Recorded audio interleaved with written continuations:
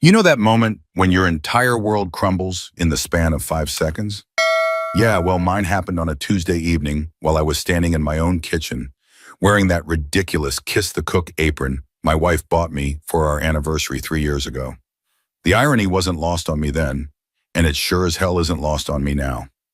My name's Jake Morrison, and I used to think I had it all figured out. 34 years old, decent job as a marketing director for a mid-sized tech company in Austin, Texas, nice house in the suburbs with a white picket fence, the whole American dream package. And then there was Rebecca, my wife of 7 years, the woman I'd moved mountains for, the one I thought was my soulmate. Boy, was I wrong. It started like any other Tuesday. I'd gotten home around 6, rolled up my sleeves, and decided to surprise Rebecca with her favorite meal, honey glazed salmon with roasted vegetables and that fancy wild rice she always raved about. I'd even stopped by the florist on my way home and picked up a bouquet of white roses, her favorite. The whole setup took me nearly 2 hours, but I wanted everything to be perfect. See, we'd been going through what I thought was just a rough patch. Rebecca had been distant lately, always on her phone, working late more often than usual. I figured it was stress from her job at the marketing firm downtown. So I thought maybe a nice home-cooked meal and some quality time together would help us reconnect. I was just putting the finishing touches on the table, candles, the good china, even broke out the wine glasses we got as wedding gifts, when I heard her car pull into the driveway. My heart actually skipped a beat. Pathetic, right? After 7 years of marriage, I was still getting excited about spending an evening with my wife. The front door opened, and I could hear her heels clicking against the hardwood floor. "Jake, I'm home," she called out. But there was something off about her tone. It sounded rushed, distracted. "In the kitchen, babe," I called back, adjusting my apron one last time and checking my reflection in the chrome surface of the refrigerator. I wanted to look good for her. Rebecca walked into the kitchen, and I have to admit, she looked stunning. She was wearing this black dress I'd never seen before. Form-fitting, elegant, probably cost more than my monthly car payment. Her blonde hair was styled differently too, more voluminous, and she was wearing makeup that seemed way too elaborate for a day at the office. "Wow," I said, grinning like an idiot. "You look absolutely gorgeous. What's the occasion?" She barely glanced at me, instead checking her phone for what had to be the 20th time in 30 seconds. "Oh, this old thing? Just felt like dressing up today." I gestured toward the dining room with obvious pride. "Well, perfect timing. I made your favorite, honey glazed salmon, roasted vegetables, the works. I even got those white roses you love so much." Rebecca finally looked up from her phone, and for a split second I saw something in her eyes. Guilt? Annoyance? I couldn't quite place it, but it made my stomach twist. She walked over to the dining room, her heels clicking against the floor with each step. I followed behind her like a puppy, waiting for her reaction. She stopped at the head of the table, looked at the spread I'd prepared, the candles, the flowers, the carefully arranged place settings. "Oh," she said, her voice flat. "This is cute." Cute, not beautiful, not romantic, not thoughtful, cute, like something a child would do to impress their parents. But I pushed down that little voice in my head telling me something was wrong. "I thought we could have a nice evening together," I said, pulling out her chair. "We haven't really talked in weeks, and I miss you." Rebecca checked her phone again, and I could see her fingers flying across the screen, typing out what looked like a text message. "That's sweet, Jake. Really? But I can't stay long." My heart sank. "What do you mean you can't stay long?"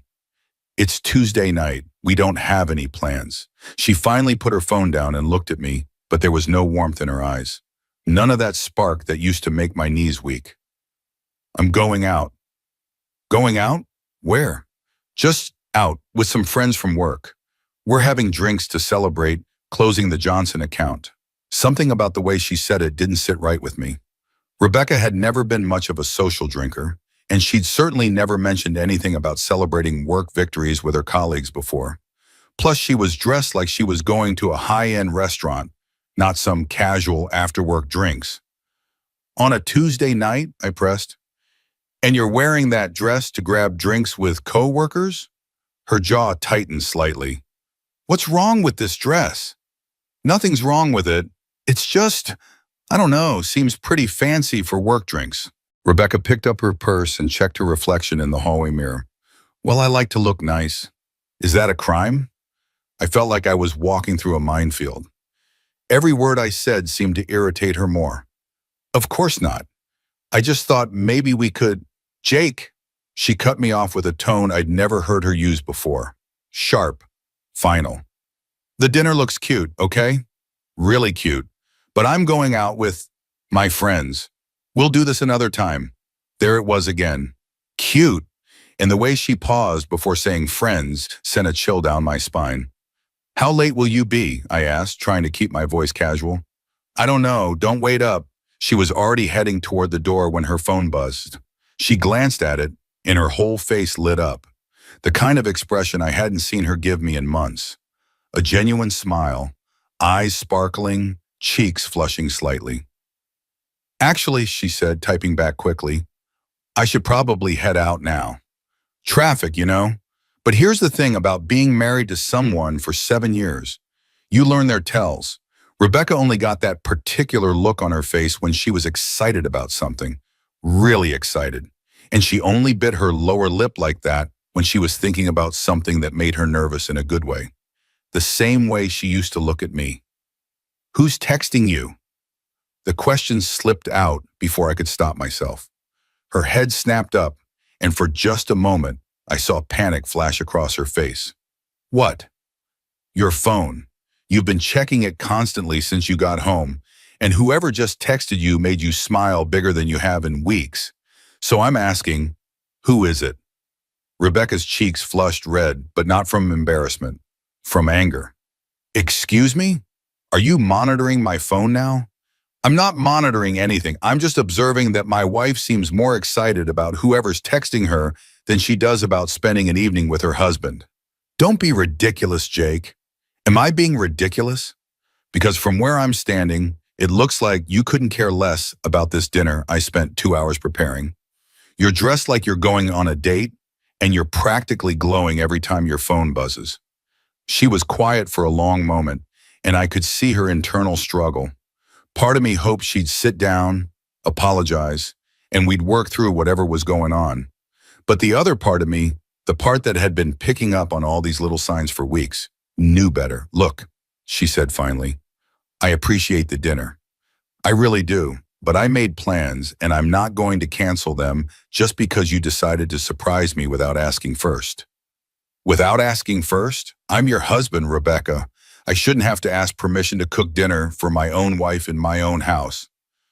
Our house, she corrected, and something about the way she said it made my blood run cold. Right, our house, the one we bought together, the one where we're supposed to be building a life together. Rebecca grabbed her keys from the counter, avoiding my eyes. I'll be back later. How much later? I don't know, Jake. Later, she was halfway to the door when I called out, Rebecca, wait. She stopped but didn't turn around. Is there something you want to tell me? The silence stretched between us like a taut wire. I could hear the grandfather clock in the living room ticking away the seconds, could smell the salmon getting cold in the dining room, could feel my heart hammering against my ribcage. Finally, she turned around, and the look on her face was one I'd never seen before. Cold, distant, like she was looking at a stranger. The dinner was cute, Jake. Really cute. But I'm going out with my boyfriend now. Just like that. No build-up, no gentle letdown, no attempt to soften the blow. Just pure, unfiltered truth delivered like a slap across the face. I stood there for what felt like an eternity, the words echoing in my head. My boyfriend, not friend, not colleague, not some elaborate lie about work drinks. My boyfriend. Your what? I managed to croak out. Rebecca actually had the audacity to look annoyed, like I was being slow on the uptake. You heard me. Your boyfriend. The words tasted like acid coming out of my mouth. You have a boyfriend. Yes. And you're married. To me. For now. For now. 2 little words that felt like a dagger between the ribs. How long? I asked. Does it matter? It matters to me. She sighed like I was being a massive inconvenience. 3 months. 3 months. 3 months of lies, of her coming home late, of her being distant and distracted, of me thinking I was going crazy for noticing all the little changes. 3 months of me trying harder, being more romantic, cooking special dinners, bringing home flowers, planning surprise date nights that she always seemed too tired for. Who is he? Jake, don't. Who is he, Rebecca? His name is David. He works at my firm. David. Of course it was someone from her work. That explained all the late nights, all the team meetings, and client dinners that I'd never questioned because I trusted her. Because I was a fool. How old is he? What is that? How old is he? 28.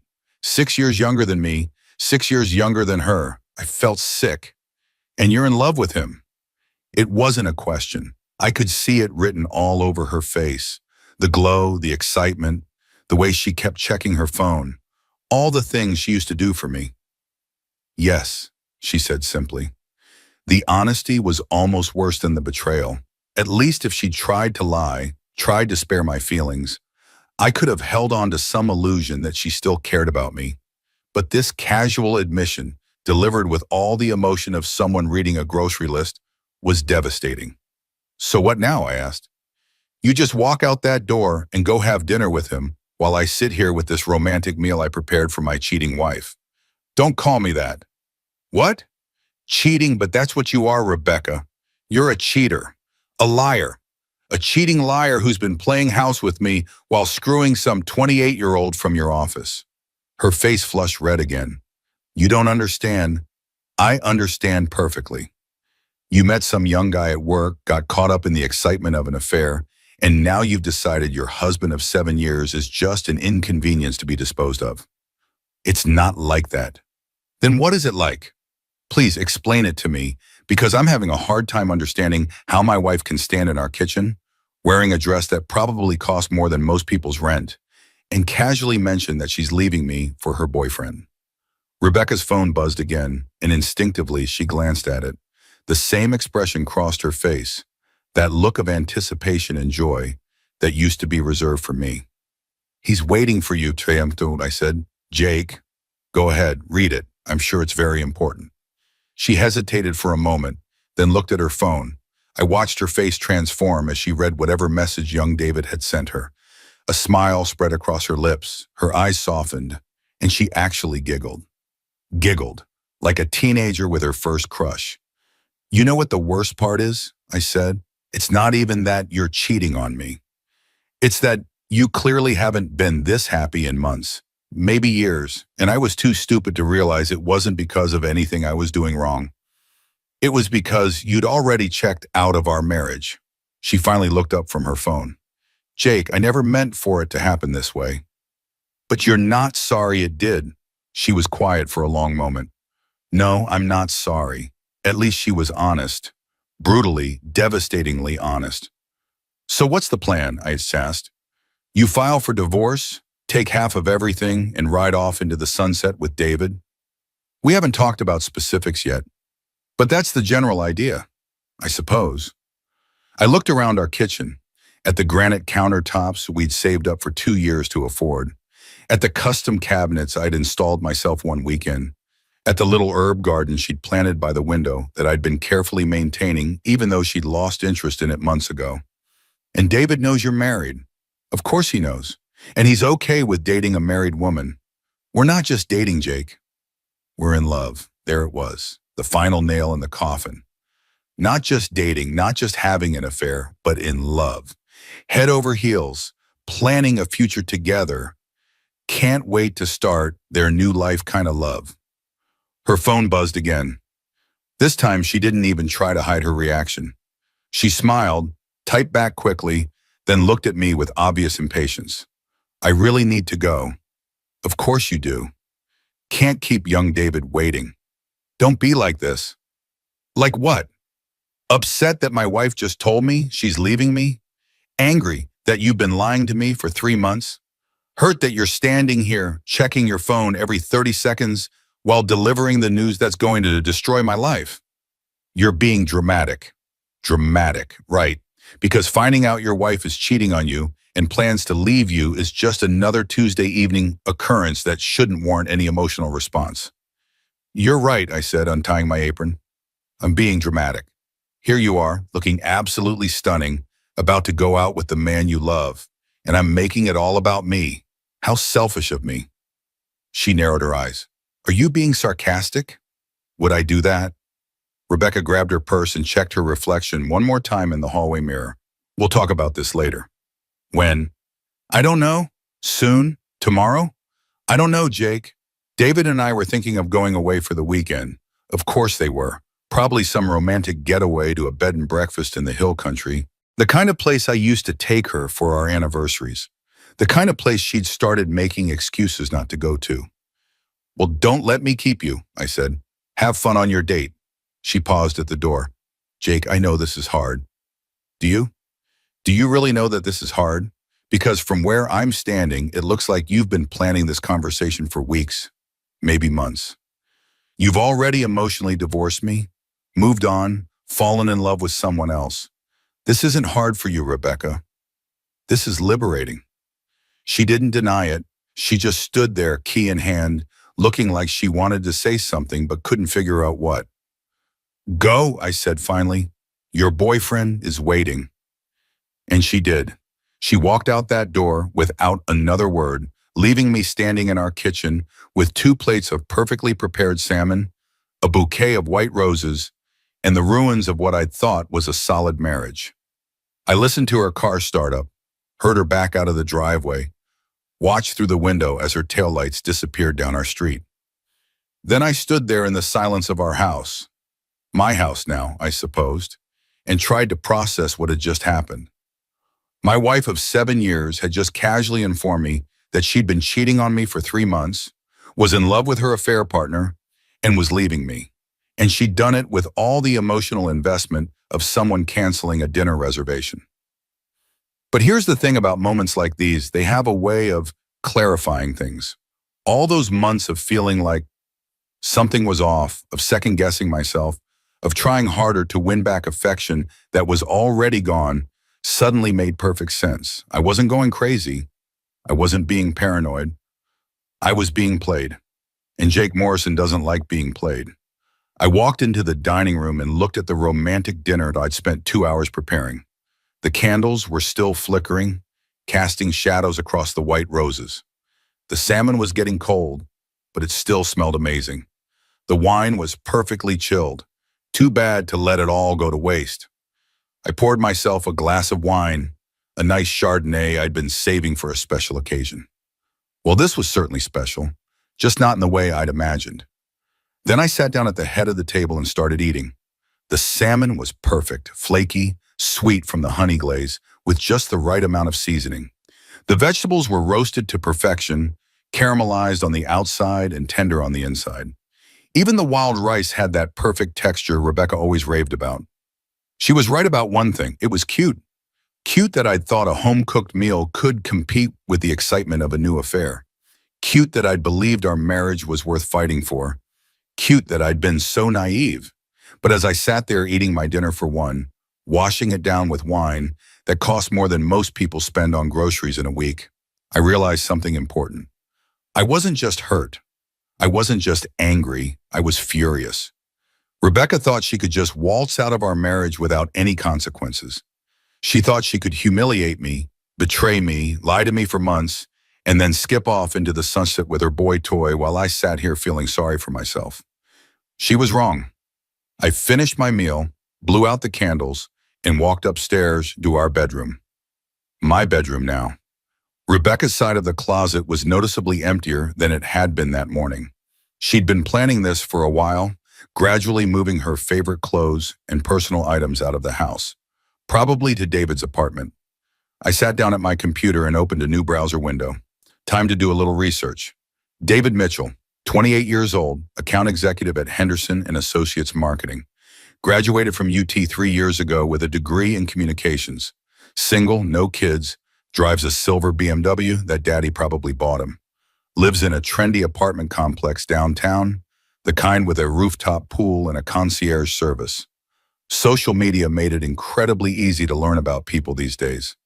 David's Instagram was full of pictures from expensive restaurants, weekend trips to Lake Travis, and gym selfies that made it clear he spent more time working out than I did. His LinkedIn showed he'd been promoted twice in the past year. Impressive for someone so young. And there, buried in his recent posts, were pictures that made my blood boil. David and Rebecca at a wine bar I'd never been to. David and Rebecca hiking at Zilker Park. David and Rebecca at what looked like a company party, her hand resting possessively on his chest. The pictures were carefully cropped to avoid showing Rebecca's left hand, the one with the wedding ring that I'd spent 3 months' salary on. But she was wearing the necklace I'd given her for her last birthday, the one with the small diamond pendant that she'd cried over because it was so thoughtful and beautiful. Apparently, it was thoughtful and beautiful enough to wear on dates with her boyfriend. I scrolled through more pictures, my anger building with each image. Here was my wife living a completely separate life, one that didn't include me at all. She looked happy, relaxed, carefree in a way she hadn't been around me in months. And David, God, David looked exactly like what I'd expected. Perfectly styled hair, designer clothes, that confident smile of someone who'd never had to work for anything in his life. The kind of guy who probably called women babe unironically and thought wearing expensive cologne was a personality trait. My phone buzzed. A text from Rebecca. Jake, I know tonight was difficult. We'll talk soon and figure everything out. I hope you can understand that I just want to be happy. She hoped I could understand that she just wanted to be happy, as if I'd been actively trying to make her miserable for 7 years. As if our entire marriage had been some elaborate prison she'd finally managed to escape from. I stared at the message for a long time, then deleted it without responding. Over the next few days, I threw myself into research. I learned more about David Mitchell than I'd ever wanted to know. His work schedule, his gym routine, his favorite restaurants, his weekend habits. The man was boringly predictable, which was probably part of his appeal to Rebecca. After 7 years with me, someone routine and safe probably felt like a walking midlife crisis. Rebecca came home twice during that week, both times when she thought I'd be at work. I knew because I'd installed a security system a year ago, and the app on my phone sent notifications whenever someone entered or left the house. She was quick about it, in and out in less than 30 minutes each time, probably grabbing more clothes and personal items. She never bothered to call or text to let me know she was coming. I was apparently no longer worth that basic courtesy. On Friday evening, I decided to drive by David's apartment complex. Not because I was stalking them, I just wanted to see where my wife was spending her nights instead of at home with me. The place was exactly what I'd expected. Sleek, modern, expensive. The kind of place 20-somethings lived when they wanted to impress their friends and colleagues. Rebecca's car was parked in the visitors section. I sat in my truck for about 10 minutes, watching people come and go from the building. Young professionals mostly, the kind of people who had everything figured out by the time they were 25. The kind of people who probably thought marriage was an outdated institution and monogamy was just another word for settling. I was about to leave when I saw them. Rebecca and David walking out of the building hand in hand, both dressed for an expensive dinner. She was wearing a red dress I'd never seen before, something slinky and sophisticated that probably cost more than I made in a week. David was in a perfectly tailored suit that made him look like he'd stepped out of a magazine. They were laughing about something, looking at each other with that nauseating intensity of new love. Rebecca looked younger somehow, more vibrant than she had in years. This wasn't just an affair. This was a woman who'd found her soulmate and was ready to start her new life. Without me. They got into David's BMW and drove off, probably headed to some trendy restaurant where they'd share appetizers and talk about their future together. Maybe they'd discuss the logistics of Rebecca's divorce, or when she'd officially move in with him, or what kind of wedding they wanted to have when she was free. The thought made me sick, but it also crystallized something for me. Rebecca wasn't just cheating on me, she was replacing me. Everything we'd built together, everything I'd thought was permanent and meaningful, was just a stepping stone to something better. Someone better. And the worst part was, she expected me to just take it, to roll over and accept that I'd been outmaneuvered by a 28-year-old with a trust fund and a gym membership. to quietly sign whatever divorce papers she eventually served me and fade into the background ground while she started her new life. That night, I made a decision. If Rebecca wanted to play games, I was happy to oblige. But she was about to learn that Jake Morrison wasn't the pushover she apparently thought I was. The first step was gathering evidence. Despite what people see in movies, proving adultery in a divorce case isn't always straightforward, especially in Texas. But it could definitely affect how assets were divided, particularly if I could prove that Rebecca had been using marital funds to support her affair. I started going through our bank statements, credit card bills, and financial records. It didn't take long to find what I was looking for. Over the past 3 months, Rebecca had been making some interesting purchases. Expensive dinners at restaurants we'd never been to together. Charges at Victoria's Secret and other lingerie stores. A weekend trip to San Antonio that she told me was a work conference, except the hotel charges showed it was for 2 people, and her company's expense reports showed no business travel that weekend. She'd been using our joint credit card to finance her affair. There were other things too. Charges at a high-end salon for services she'd never gotten before, professional waxing, expensive hair treatments, manicures and pedicures that happened to coincide with her supposed late nights at the office. She'd been using our money to make herself more attractive for another man. The paper trail was damning, but I needed more. I needed concrete proof of the affair that would hold up in court and ensure that Rebecca didn't walk away from our marriage with half of everything I'd worked for. That's when I remembered something. A few months ago, Rebecca had asked me to add her new work laptop to our family iCloud account so she could sync her photos and documents across all her devices. She said it would make it easier to work from home. I'd set it up for her, but I'd also made sure that the backup feature was enabled, which meant that every photo, text message, and email on her work laptop was automatically backing up to our shared cloud storage, including her communications with David. It took me about 5 minutes to access the backup files. What I found there was worse than I'd imagined. Hundreds of text messages between Rebecca and David, going back 4 months. Not 3 months like she told me, but 4, which meant she'd been lying to me about when the affair started, probably to minimize the emotional impact of her betrayal. The early messages were flirtatious but relatively innocent. Compliments about work presentations, jokes about office politics, comments about how much they enjoyed talking to each other. But they quickly escalated. Within 2 weeks, they were texting each other constantly. Good morning messages, good night messages, play-by-play accounts of their days. Rebecca was sharing details about our marriage, intimate things that should have stayed between us, and David was encouraging her to pursue her happiness. By week 3, they were making plans to meet for drinks after work. Rebecca told me she was working late that night. I remember because I'd ordered pizza and waited up for her, worried that she was pushing herself too hard. She'd been falling in love with another man. The messages from that night made me physically ill. Rebecca describing how amazing it felt to finally connect with someone who understood her. David telling her how beautiful and intelligent she was, how lucky any man would be to have her. Rebecca confessing that she hadn't felt this way in years, that being with David made her realize what she'd been missing, as if our 7-year marriage had been some kind of consolation prize she'd finally outgrown. By month 2, they were talking about sex.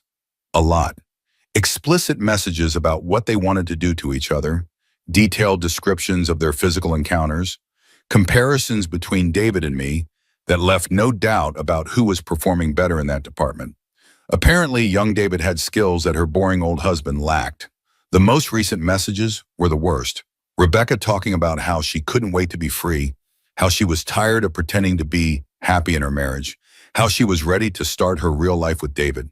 David encouraging her to file for divorce as soon as possible, suggesting that they look for a house together, discussing whether they wanted kids and when they might start trying.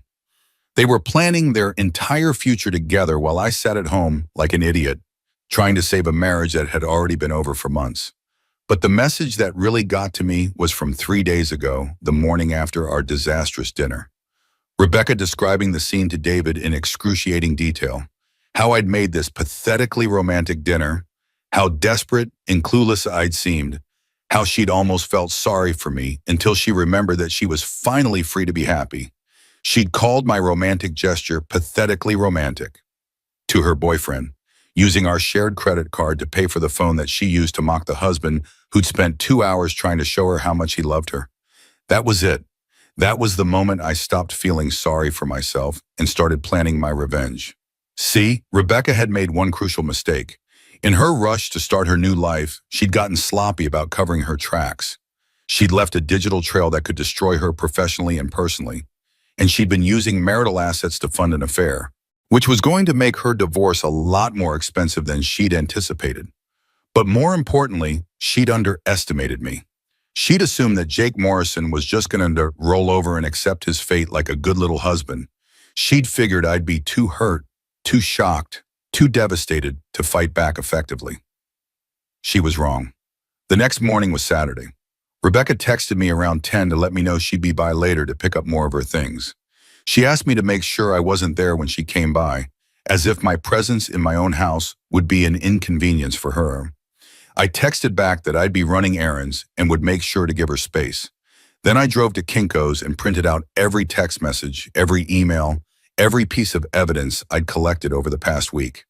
The stack of papers was nearly 2 inches thick.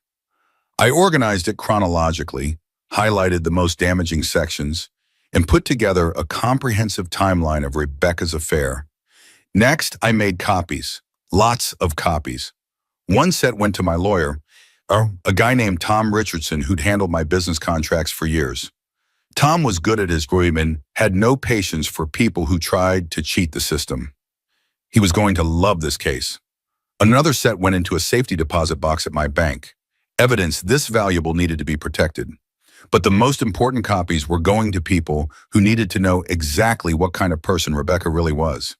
I started with Henderson and Associates Marketing.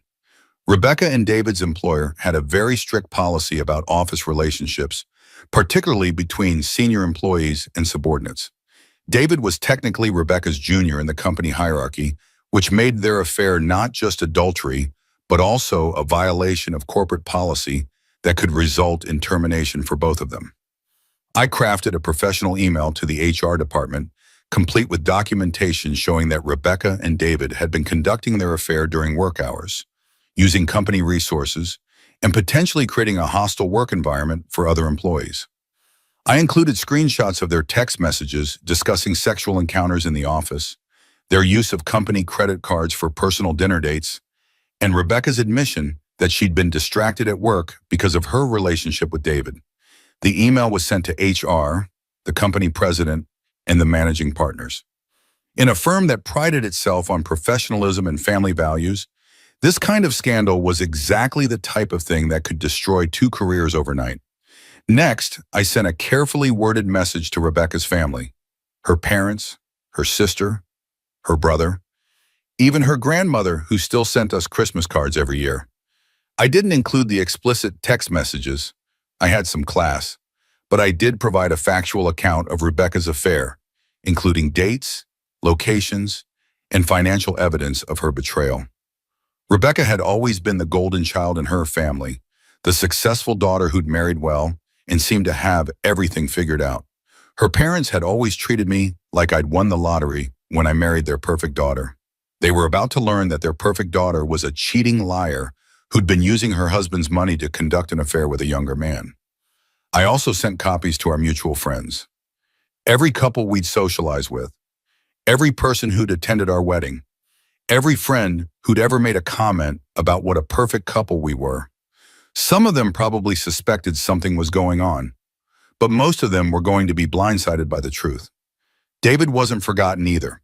I found his parents' contact information through social media and sent them a polite but detailed account of their son's affair with a married woman. David's father was apparently a respected businessman in Dallas, the kind of man who valued integrity and family values. He was going to be thrilled to learn that his son was sleeping with someone else's wife. I also sent the information to David's ex-girlfriend, a woman named Sarah, who'd posted several bitter comments on social media about their breakup 6 months ago. Something told me she'd be very interested to learn that her ex was the type of man who pursued married women. But the real masterpiece was what I did with their social media accounts. Remember how Rebecca had been backing up her work laptop to our shared iCloud account? Well, that backup included her saved passwords for all her social media accounts. And David, being the trusting soul he was, had shared his passwords with Rebecca so she could help him manage his Instagram account. I had access to everything. I started with Rebecca's Facebook account. She had over 800 friends, family members, colleagues, high school classmates, neighbors, everyone who'd been part of her life over the past decade. Her recent posts had been carefully curated to hide her affair, showing just enough marital discord to set up her eventual divorce announcement without revealing the real reason. That was about to change. I crafted a heartfelt post from Rebecca's account, confessing to her affair and apologizing for the lies she'd told to cover it up. I included details about how the affair had started, how she'd been using marital funds to support her relationship with David, and how sorry she was for betraying everyone who had trusted her. The post went live at 2 p.m. on Saturday, right when most people would be checking social media during their weekend downtime. Within minutes, the comments started pouring in. Shock, disappointment, anger from friends and family members who couldn't believe what they were reading. Rebecca's sister called her a disgrace. Her college roommate said she was ashamed to have ever known her. Her own mother commented that she'd raised her daughter better than this. I did the same thing with David's Instagram account. A long, detailed confession about his affair with a married woman, complete with apologies to his family and friends for his lack of integrity. I tagged Rebecca in several of the posts, making sure their relationship was clearly documented for anyone who might have missed it. The response was immediate and brutal. David's ex-girlfriend Sarah shared his confession post with a comment about how she'd always known he was a cheater. His college fraternity brothers were roasting him in the comments. Even his own mother commented that she was disappointed in the man he'd become. But I wasn't done yet. The real revenge was still coming. Around 4 p.m., Rebecca showed up at our house to collect more of her belongings. I watched from my truck, parked down the street, as she pulled into our driveway. She was on her phone before she'd even gotten out of the car, probably fielding calls from family and friends who'd seen her social media confession. I gave her 15 minutes to get inside and start packing. Then I called the house phone. She answered on the second ring. Jake? Thank God. Someone hacked my Facebook account and no one hacked your account, Rebecca. Silence. What do you mean? I mean, I posted all of that, every word, every detail about your affair with David, every lie you told me, every dollar of our money you spent on him. I made sure everyone in your life knows exactly what kind of person you really are. You can't do that. That's illegal. Actually, it's not. You gave me access to your accounts when you asked me to set up the iCloud backup, and everything I posted was true. Truth isn't defamation, Rebecca. I could hear her breathing heavily on the other end of the line. Jake, you don't understand. This is going to ruin everything. My job, my relationships with my family. Your job is already ruined. I sent all the evidence of your affair to HR at Henderson and Associates this morning. Having sex with a subordinate during work hours tends to violate most company policies. You sent what to HR?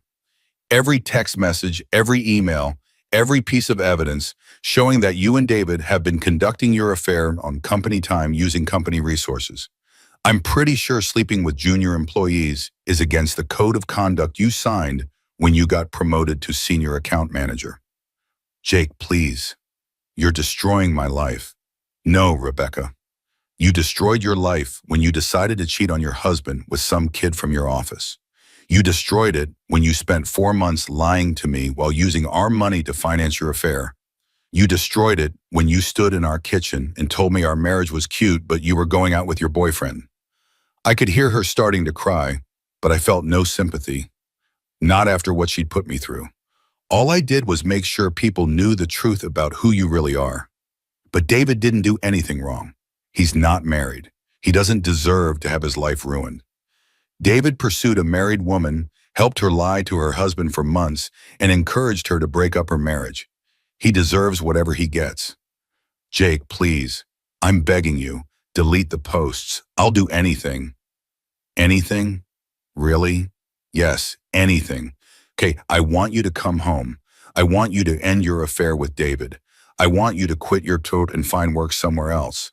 I want marriage counseling, and I want you to sign a post-nuptial agreement that says if you ever cheat on me again, You get nothing in a divorce. The silence stretched on for nearly a minute. I can't do that, she finally whispered. Why not? Because I don't love you anymore, Jake. I love David. I can't just pretend that didn't happen. Then I guess you'll have to live with the consequences of your choices. I hung up and drove home. By the time I got there, Rebecca was gone. She'd left the house key on the kitchen counter along with a note that simply said, I'm sorry. Too little, too late. Over the next few days, the fallout was spectacular. Rebecca was fired from Henderson and Associates on Monday morning, along with David. The company's zero-tolerance policy for workplace affairs was apparently not just for show. Rebecca's family disowned her. Her parents changed their will to remove her as a beneficiary. Her sister refused to take her calls.